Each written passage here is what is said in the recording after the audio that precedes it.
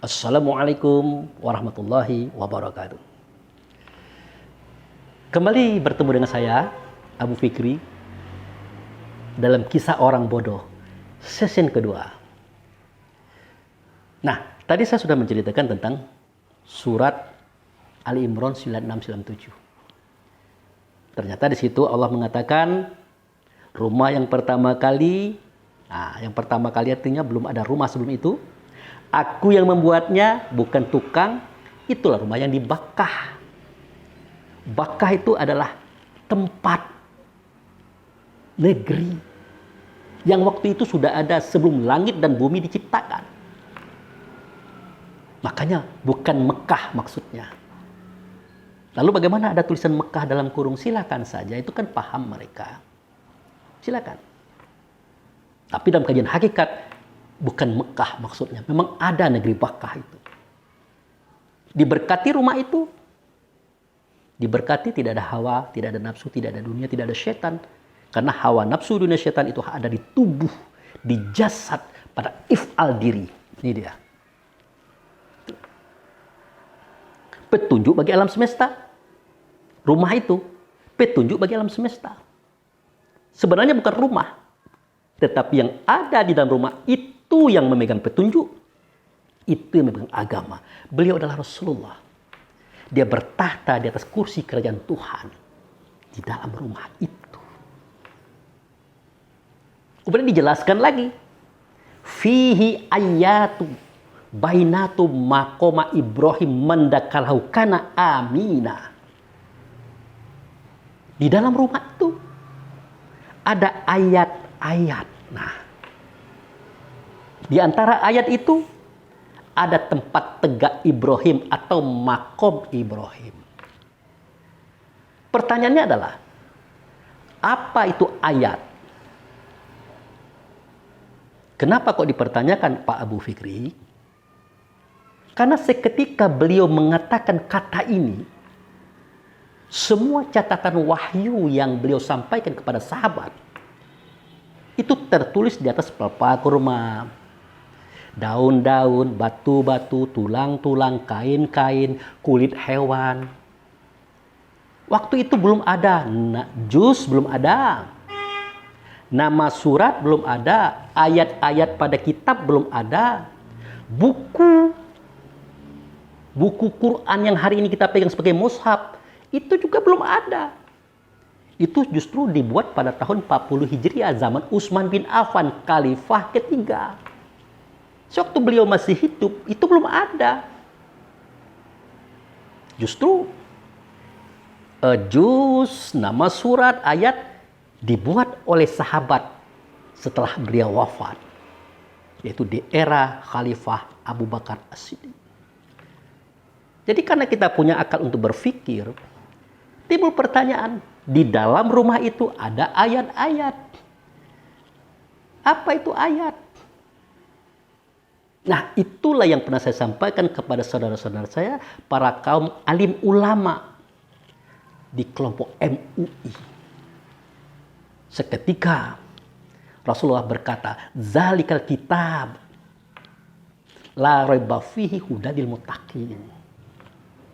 Sedemikian itu kitab, tidak ada keraguan padanya, petunjuk bagi orang yang bertakwa. Nah, saya tanyakan kepada saudara saya, kaum ulama tadi, kitab yang dimaksud oleh Rasulullah pada waktu itu kitab yang mana? Maka spontan beliau itu menjawab, ya kitab Quran lah, kitab buku ini, mushaf ini. Bahkan semua mufasir dunia mengatakan kitab yang dimaksud adalah kitab Quran ini. Bayangkan saudara. Saya tidak habis berpikir kalau memang benar semua mufasir, semua ahli agama yang dikenal hebat selama ini, jika memang mereka mengartikan kitab yang dimaksud buku-buku ini, saya tidak habis pikir. Bukan berarti saya mengatakan mereka para ahli, para cerdas, para tokoh Islam yang hebat itu tidak hebat, bukan begitu. Cuma tidak habis pikir. Tidak bisa saya memikirkan lagi kok bisa mereka berpikir seperti itu. Makanya nama yang besar, yang ditulis oleh sejarah tidak ada jaminan. Tidak ada jaminan untuk kita bisa merujuk kepada mereka. Meskipun kita mungkin orang bodoh, orang yang tidak sekolah. Karena akal kita, pemikiran kita menunjukkan ternyata kitab itu bukan buku ini. Walaupun semua mereka mengatakan itu buku. Walaupun penganut dan pengikut mereka semuanya mengatakan itu buku. Kalau dihitung dengan jumlah, kita kalah. Kita hanya satu orang, beberapa orang. Tapi boleh kita buktikan kebenarannya melalui sejarah. Ternyata benar, bukan buku itu. Bukan mushaf ini. Maaf, bukan ini. Kitab yang dimaksud bukan ini memang. Karena barang itu belum ada. Nah, seketika beliau mengatakan zalikal kitab. Ya, zalikal kitab. Tidak ada keraguan padanya. Petunjuk bagi orang bertakwa. Siapa orang bertakwa? Orang bertakwa ini tidak ada lagi gaib bagi diri mereka. Berbicara Allah, berbicara Rasul, malaikat, jin, iblis, setan, diri mereka. Alam yang gaib. Bagi orang yang bertakwa, tidak ada gaib lagi. Semuanya sudah nyata, fardu ain, wajib nyata. Itu makanya mereka percaya kepada yang gaib. Coba perhatikan ayat itu. Alif Lam Mim. Zalikal kitabu la raiba fihi hudal lil muttaqin. Petunjuk bagi orang bertakwa. Siapa orang muttaqin tadi? Siapa orang bertakwa tadi? Allazina yu'minuna bil ghaibi. Nah, itu dia. Yaitu orang-orang yang percaya kepada yang gaib. Kalau sudah percaya kepada yang gaib, ini bukan persoalan sederhana, saudara. Tentu dia sudah melihatnya, sudah mendengarnya, sudah merasakannya, sudah berada bersamanya yang kita anggap gaib tadi. Jadi bagi mereka yang gaib itu tidak gaib lagi. Kalau pengertian gaib menurut kita tidak terlihat dengan mata, tidak terdengar dengan telinga, tidak terasa dengan hati, tidak bisa diraba dengan kulit kita. Jadi orang mutakin itu adalah orang yang percaya kepada yang gaib. Karena bagi mereka gaib itu sudah tidak ada. Yaitu fardu ain, wajib nyata adanya. Itu. Wajarlah sahabat berkata, ya Rasulullah mahwal kitab. Ditanyakan pula dari mana Pak Abu tahu itu? Kok sahabat bertanya mahwal kitab? Tentu akal pikir kita akan menerawang ke alam sana. Sesuatu yang baru. Sesuatu yang baru akan jadi pertanyaan. Apa itu kitab? Wajar. Mahwal kitab. Seketika Nabi berkata, Yasin wal Quran. Terjawab sudah. Ternyata kitab itu adalah Quran. Karena kita tidak berpikir lagi. Tidak merenung lagi dengan rasa yang ada pada diri kita. Tidak mau keluar kita dari konsep pelajaran kita yang ada di Mesir, di Madinah, di Mekah, di Maroko, macam-macam tadi. Tidak mau kita keluar dari gelar kita profesor, doktor, sarjana agama, master tadi. Kita katakanlah kitab Quran itu adalah ini tadi. Kita katakanlah Quran itu buku, mushaf. Padahal berdasarkan sejarah dikatakan bahwasanya kitab itu adalah Quran. Bukan buku yang hari ini kita pegang. Karena waktu itu ini belum ada, saudara. Maka terungkaplah rahasia itu. Seketika Nabi membukakan kitab itu adalah Quran. Quran itu. Nanti saudaraku lihat pada surat Al-Ankabut ayat 49. Bal huwa ayatu bainatu fis sudurul ladzina utul ilmi. Wa ma yajhadu bi ayatina ila zalimun. Kitab itu adalah Quran. Quran itu adalah ayat yang ada di dalam dada kamu. Itu yang dikatakan Nabi. Tidak ada yang mendustakan ayat ini kecuali orang zalim. Itu. Jadi ayat itulah tanda. Tanda apa? Tanda Allah. Siapa dia? Adalah ruh. Ruh itulah yang menyuarakan suara Allah yang nyata pada Rasul. Menyuarakan suara Rasul yang nyata pada dia. Maka kalau kita sering berkata, berimanlah kamu kepada Allah. Berimanlah kamu kepada Rasul. Logika kita itu tidak menerima itu. Bagaimana kita bisa percaya kepada Allah? Allah tidak berbentuk, tidak berupa, tidak bersuara, tidak berkata. Melainkan semua itu nyata pada Rasul. Bagaimana caranya kita bisa beriman kepada Rasul?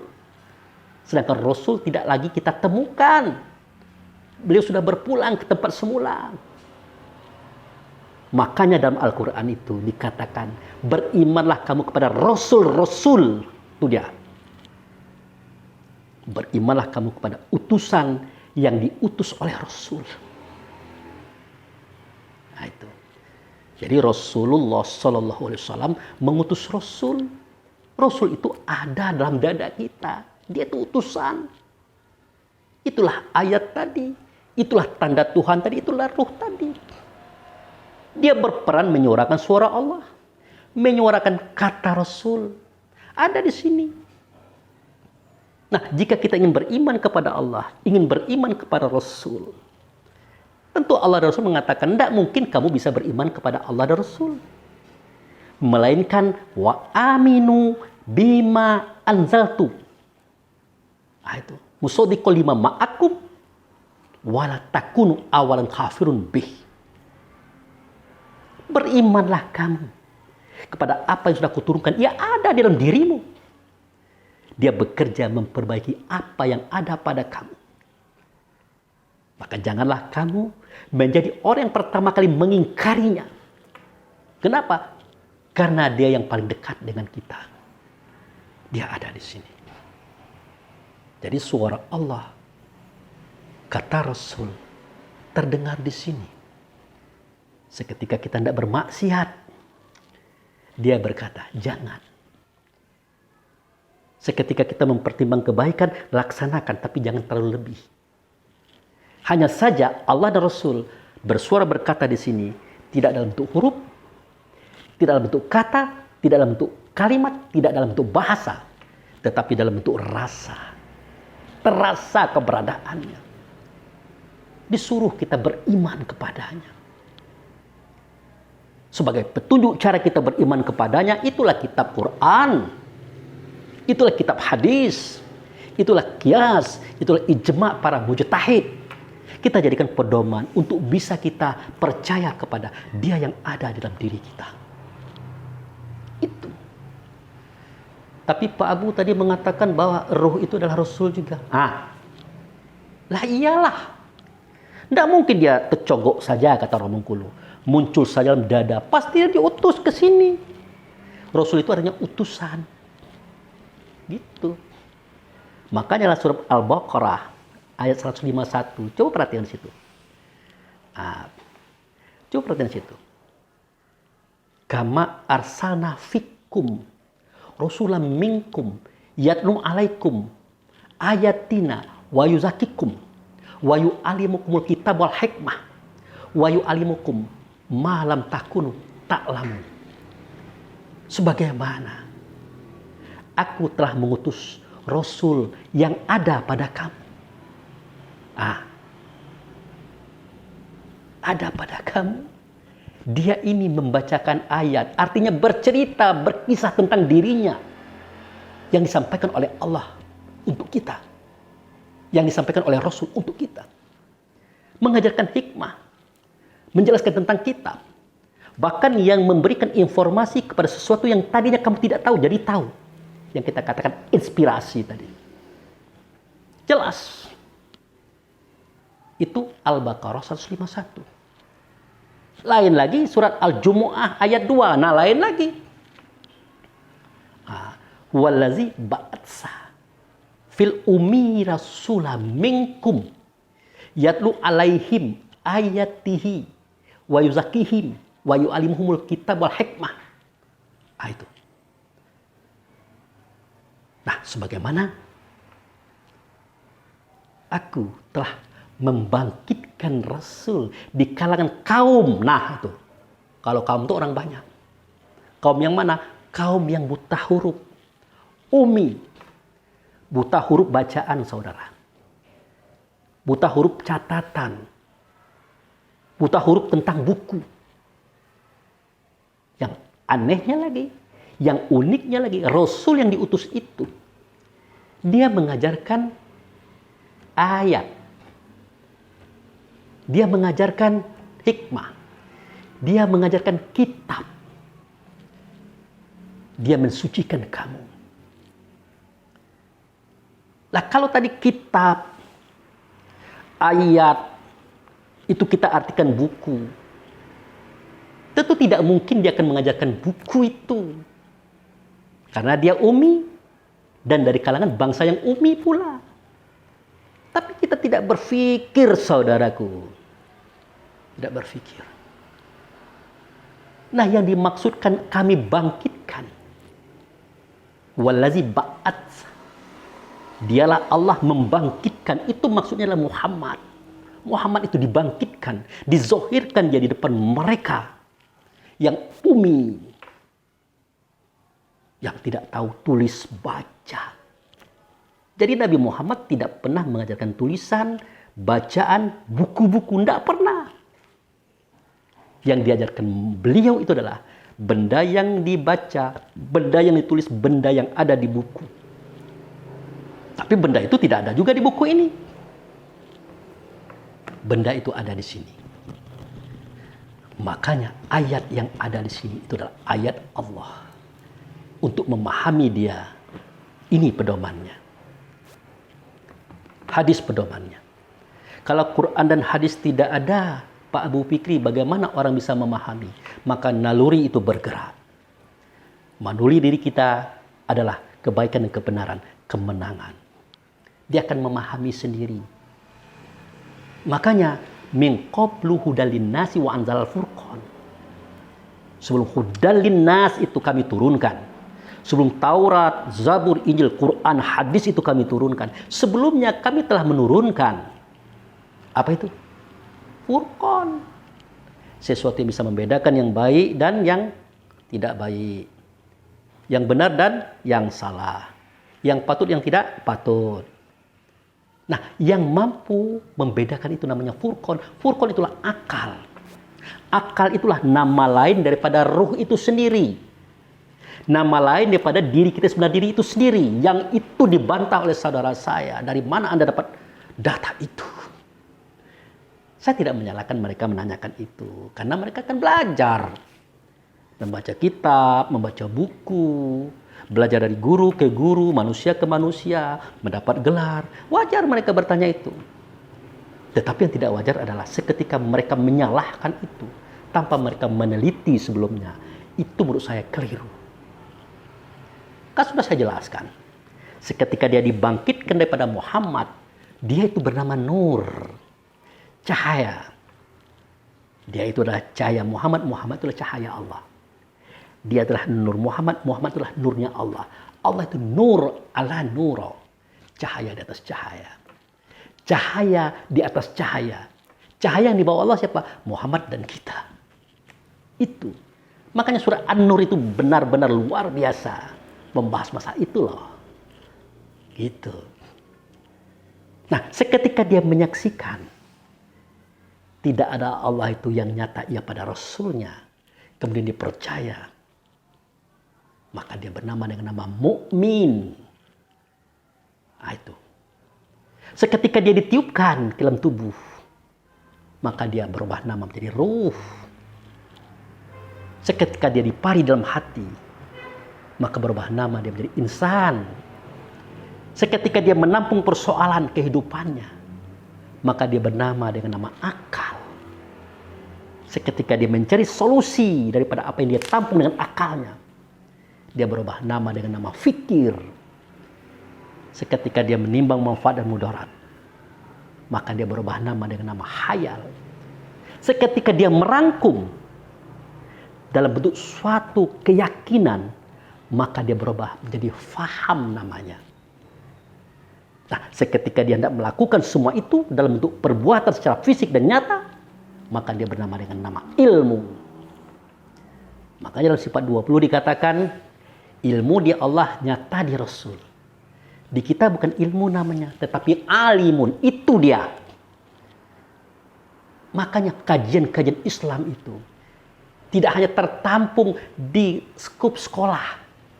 tapi dia juga ada di luar pelajaran sekolah. Benar itu, Al-Quran ini sudah menceritakan segala sesuatu. Tidak luput daripada itu, benar. Tapi kita tidak akan paham tanpa kita tambah dengan hadis. Contoh, wa aqimis sholah. Nah, dirikan sholat. Ada perintah dalam Quran. Tapi bagaimana cara mendirikannya? Tidak jelas. Waktunya berapa waktu, apa etikanya, bagaimana adabnya, tidak tahu. Mau tak mau kita harus keluar daripada Quran, pergi ke hadis, kepada berita cerita tentang Nabi, bagaimana Nabi memahaminya. Ternyata sholat itu didirikan ada pada 5 waktu. Mulai pada subuh, zuhur, asar, maghrib, isya. Ternyata dia pakai wudhu. Ternyata dia pakai rakaat-rakaat. Ternyata dia punya syarat, rukun, dan wajib di dalamnya. Sudah. Kita kira semua persoalan agama ada pada hadis. Ternyata ada juga persoalan agama yang tidak ada pada hadis. Contoh, kalau di Mekah itu Rasulullah kalau zakatnya, zakat fitrah khususnya ya, itu gandum, kurma. Untuk kita Indonesia, bagaimana nih? Ikut Rasul apa gimana nih? Kalau nak gandum kita banyak, kurmanya di mana? Maka dikhiaskan. Dijadikan suatu keputusan yang intinya sama dengan apa yang dikatakan di hadis tadi. Makanya zakat fitrah kita boleh dengan makanan pokok kita masing-masing. Kalau sekarang kan pokok itu kan umumnya beras. Madura dulu kan jagung. Maluku kan sagu. Terserah apa saja. Yang penting inti maknanya sama. Itu namanya qiyas. Ternyata dalam qiyas pun ada satu persoalan yang tidak tercakup, yang tidak terliput. Maka baru digunakan ijma' mujtahidin. Pendapat para mujtahidin. Pendapat para pencipta pendapat. Misalnya begini, jika Anda demam panas, nah ini saya angkat lagi ini kisah saya dulu, waktu saya berdiskusi dengan MUI. Jika Anda demam panas, sebaiknya Anda tidak mandi. Kalau mandi, badan Anda akan hancur, akan rusak, akan jadi lebih parah. Akhirnya orang tadi tidak jadi mandi. Salahkah mereka ini tidak mandi karena demam panas tadi? Sementara keterangan ini tidak ada pada kitab Quran, tidak ada pada hadis, tidak ada pada qiyas, tidak ada pada ijma. Salahkah orang ini melakukan itu? Tidak. Jika dia tidak mandi, walaupun tidak ada nasnya pada Quran, hadis, qiyas, dan ijma, laksanakan tidak mandi. Sebenarnya dalam Quran ada, dalam hadis ada, cuman bahasanya tidak sama. Yaitu, janganlah kamu melemparkan diri kamu kepada kehinaan dan kebinasaan. Anda ahli ayatnya, cari itu, pasti ada.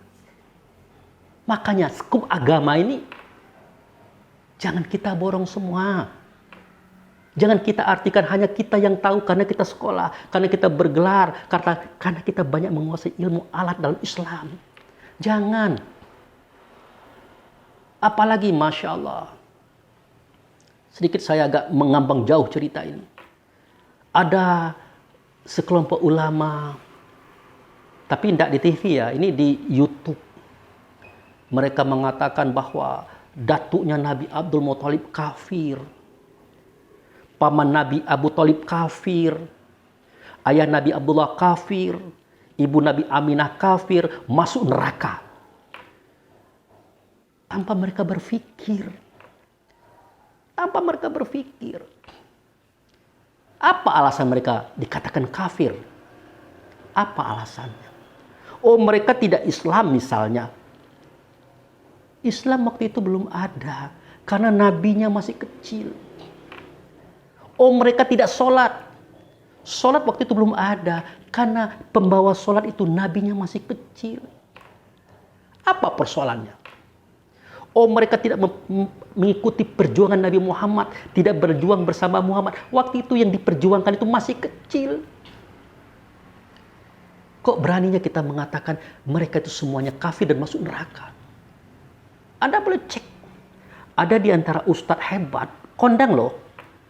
Sampai berkata bahwa ibu Nabi itu berada di dalam neraka. Siti Aminah Ibnu Wahab atau binti Wahab berada dalam neraka. Mereka keluarkan sebuah hadis. Apa hadisnya? Seketika Nabi Muhammad berjalan di suatu negeri hendak pulang ke Mekah. Ya. Lalu waktu itu beliau menangis. Bertanyalah sahabat, "Ya Rasulullah, kenapa engkau menangis?" Nabi diam saja. Kata Nabi, "Kau tunggu di sini, aku mau ke bukit sana." Nah, seturunnya Nabi dari bukit, Nabi tersenyum gembira. Tersenyum gembira beliau. Ditanya oleh sahabat tadi, "Ya Rasulullah, kenapa engkau tadi menangis? Hari ini kamu tersenyum." Kata Nabi, "Tadi aku melihat ibuku Aminah binti Wahab tersiksa di dalam neraka kuburnya. Aku meminta kepada Allah supaya diampunkan dia, dimaafkan dia." Nah, sekarang sudah dimaafkan, diampunkan, dan dia tidak lagi disiksa. Dia sudah berada di surganya Allah. Bayangkan cara berpikir. Ini hadis loh. Bukhari Muslim. Tanpa kita sadari lagi bahwa sejarah itu ditulis oleh orang-orang yang menang. Di zaman Nabi, sejarah dibuka. Musuh Nabi yang pertama siapa? Abu Sufyan. Turun Ali. Musuh Ali yang pertama siapa? Muawiyah. Turun ke Hasan Husain. Musuh Hasan Husain yang utama siapa? Yazid bin Muawiyah. Akhirnya kalah Bani Hashim. Otomatis naiklah Bani Umayyah dengan daulah Umayyah. Tentu sejarah tadi ditulis oleh mereka. Yang seteru dengan keluarga Bani Hashim. Mulai dikatakan Abdul Muthalib itu kafir. Padahal sejarah menceritakan sewaktu Abraha hendak menyerang Mekah, menghancurkan Ka'bah. Bayangkan bagaimana gemetarnya Abdul Muthalib itu. Sejarah menceritakan itu.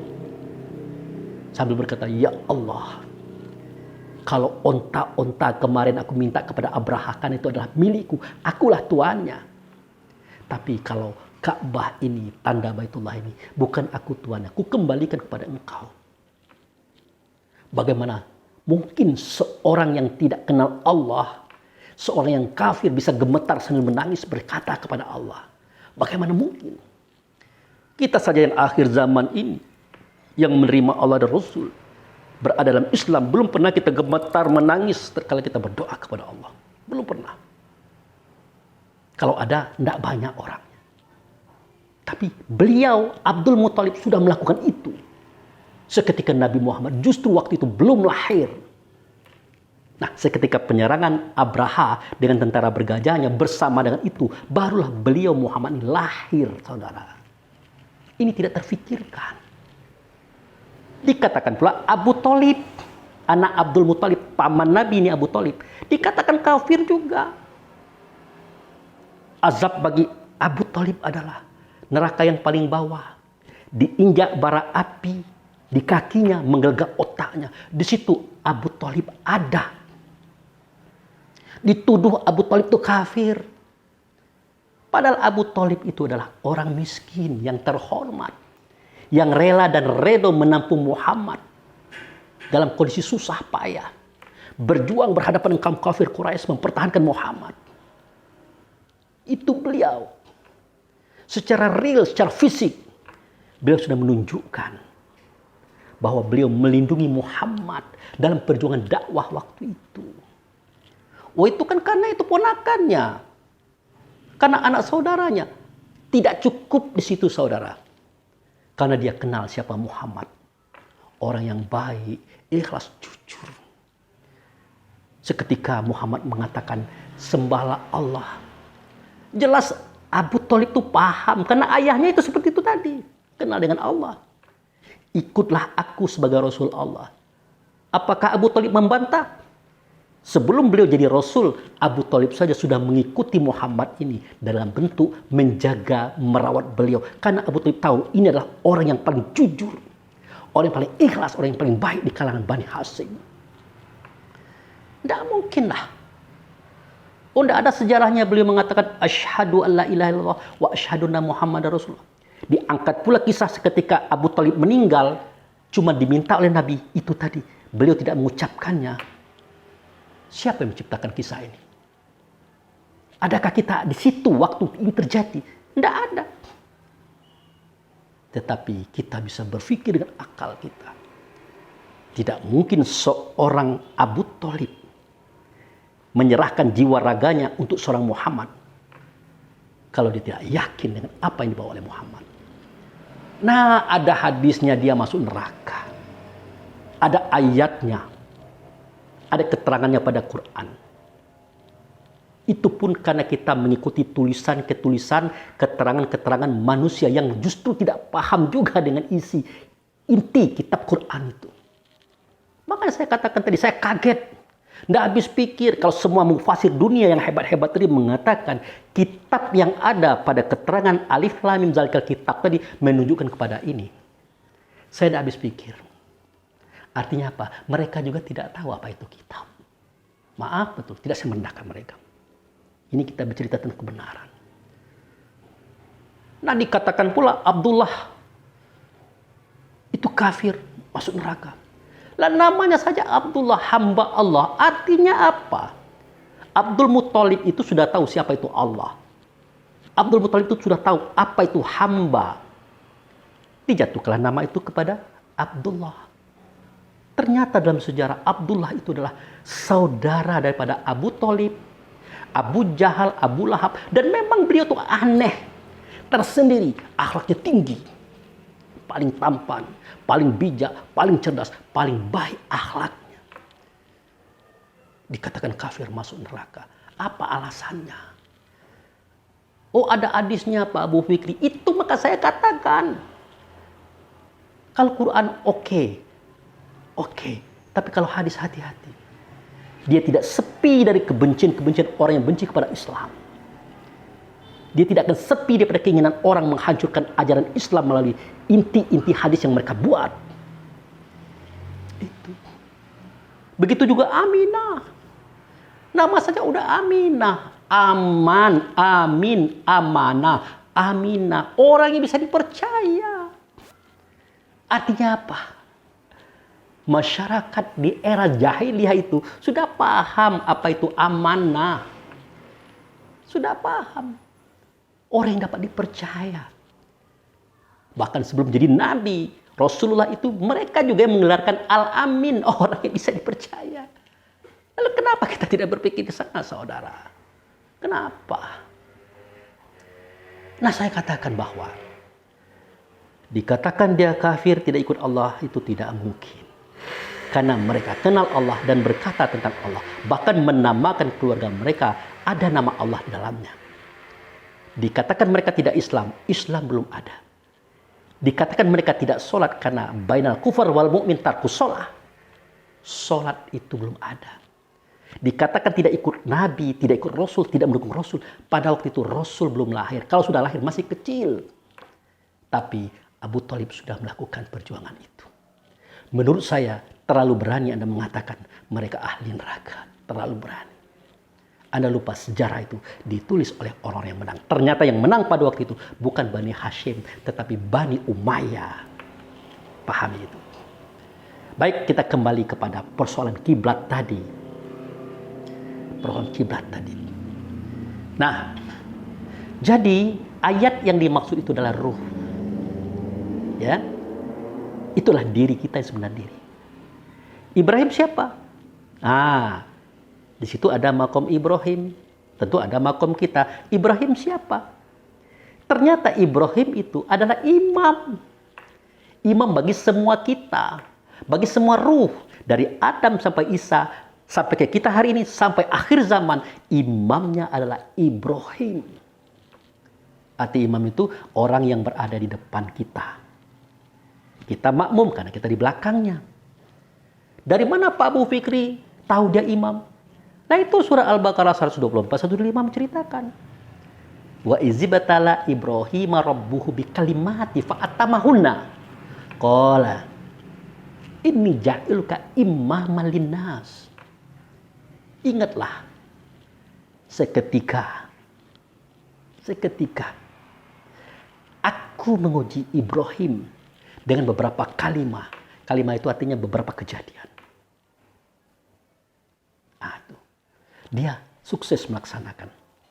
Kan kita tahu tuh, ujian untuk Ibrahim itu sangat banyak. Dia sukses melaksanakan.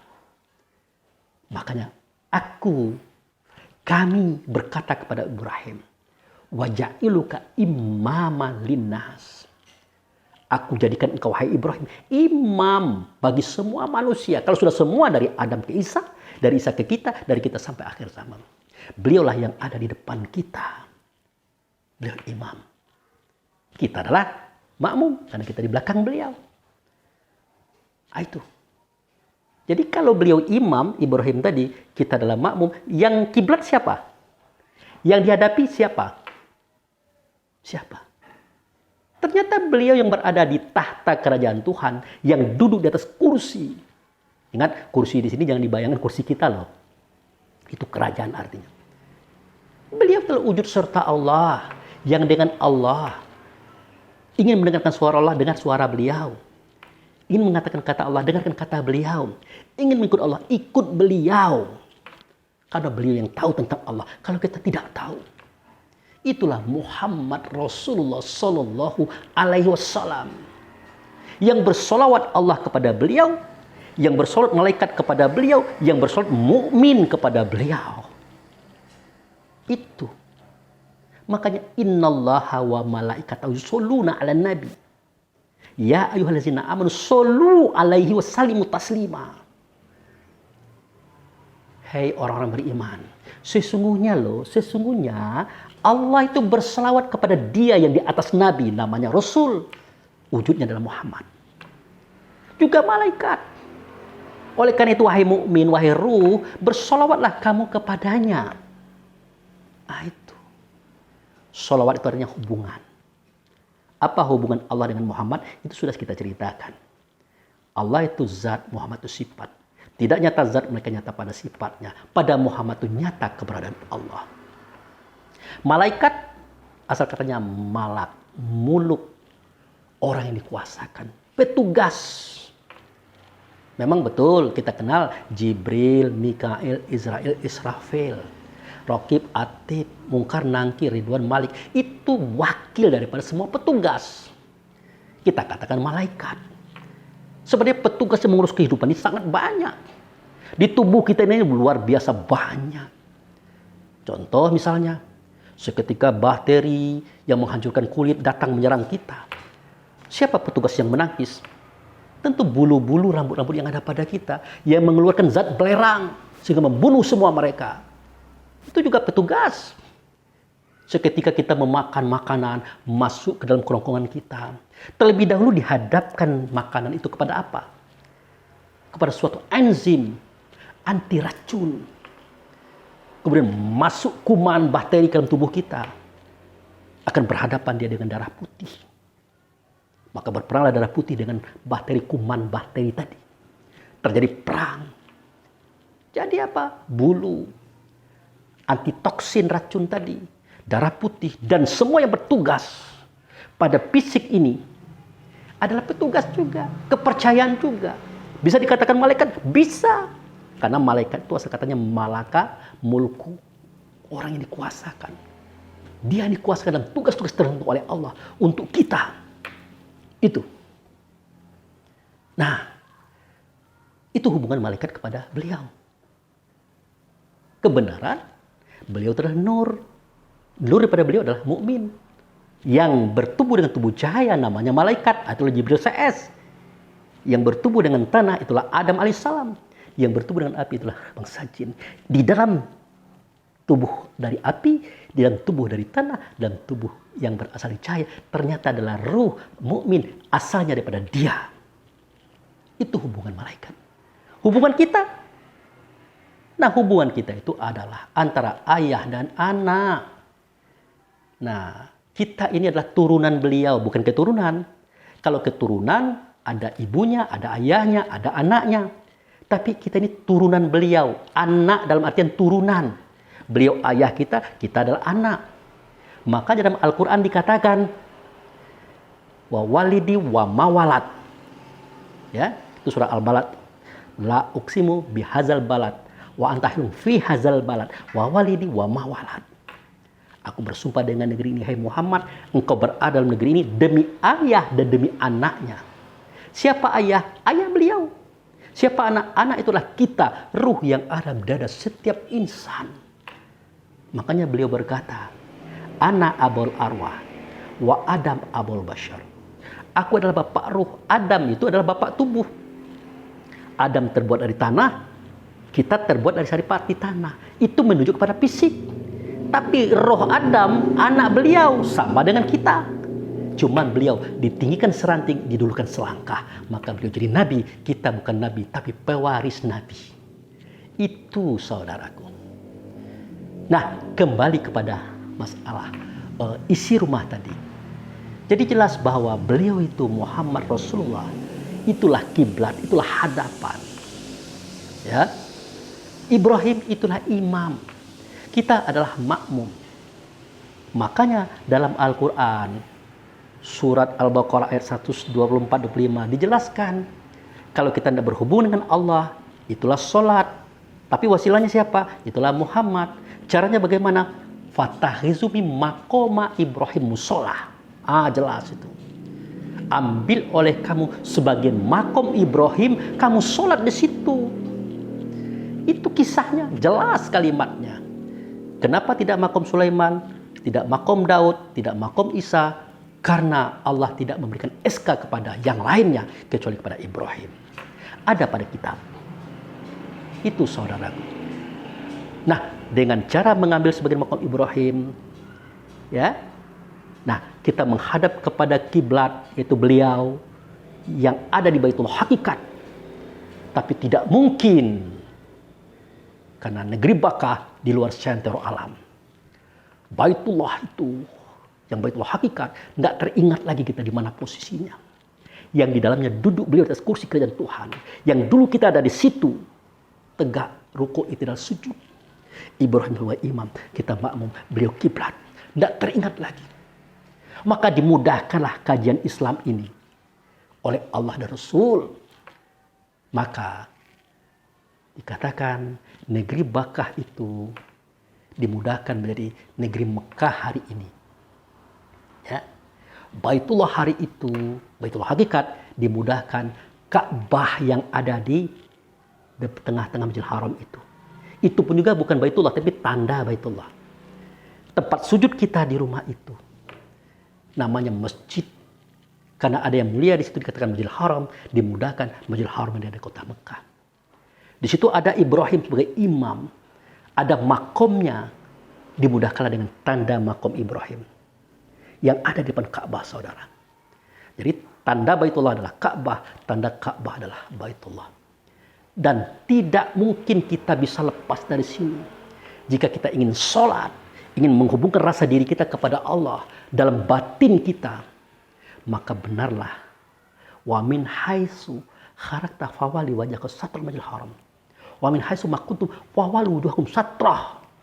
Dari mana saja kamu keluar, di mana kamu berada, hadapkan wajahmu ke Masjidil Haram. Karena di dalamnya ada tanda Baitullah, yaitu Ka'bah. Di situ ada dua tanda Ka'bah, itu makom Ibrahim. Fattakhizu min maqama Ibrahim shalah. Kamu ambil sebagai makom Ibrahim. Boleh di sini, boleh di seberang sana Ka'bah, di kanan Ka'bah, di kiri Ka'bah. Yang penting menghadap ke sana. Tahu kita hakikatnya. Jangan sampai kita dihina lagi, saudara. Menyembah batu hitam yaitu Ka'bah. Karena kita tidak tahu hakikat sejarahnya. Kenapa? Karena kita tidak mampu berpikir tentang itu. Bukan tidak mampu, tidak mau memikirkan. Karena kita sudah dicekoki oleh sekolahnya di luar negeri. Ya. Pangkat kita profesor, doktor, master, dan sarjana, dan ilmu agama, ilmu alat banyak kita pelajari. Dicekoki oleh itu. Sehingga kita tidak paham lagi persoalan ini. Itu. Nah, inilah yang saya katakan masalah kiblat tadi. Nah, beliau mengatakan bagaimana mungkin orang-orang sekarang kok kiblatnya beda loh. Bagaimana mungkin? Wajar beliau mengatakan itu. Tetapi ingat, seketika kita berkata tentang cerita ini, jangan dibayangkan Muhammad ini sebagai anak Abdullah, anak Aminah, pengingun kambing, anak yatim. Tidak akan masuk kepada cerita hakikat ini. Karena yang kita ceritakan ini adalah seketika beliau bernama Ahmad, seketika beliau bernama Alhamdulillahirabbil alamin, seketika beliau bernama Alhamdulillah, seketika beliau bernama Alif Lam Mim, seketika beliau bernama Amim, seketika beliau bernama Ahmad, seketika beliau bernama Alif. Maka jika kita ingin berbicara tentang dimensi-dimensi kehidupan beliau di era di atas sana, maka kita harus melepaskan wawasan pengetahuan kita tentang hal-hal yang real dan zohir hari ini. Makanya Nabi Musa tatkala bertemu dengan Allah di alam sana, di Bukit Tua, diperintahkan, tahukah engkau hai Musa, negeri apa ini? Inilah negeri yang suci, namanya Lembah Tua. Maka buka terompahmu, buka landasan kakimu, supaya kamu bisa memahami hakikat ini. Itu saudara. Baik, nanti kita akan masuk lagi kepada session ketiga tentang orang bodoh yang memprotes, mengkritik masalah kiblat dan hadapan di dalam pertemuan dengan Tuhan atau sholat. Baik, saya tutup. Insya Allah kita akan bertemu lagi di session ketiga. Assalamualaikum warahmatullahi wabarakatuh.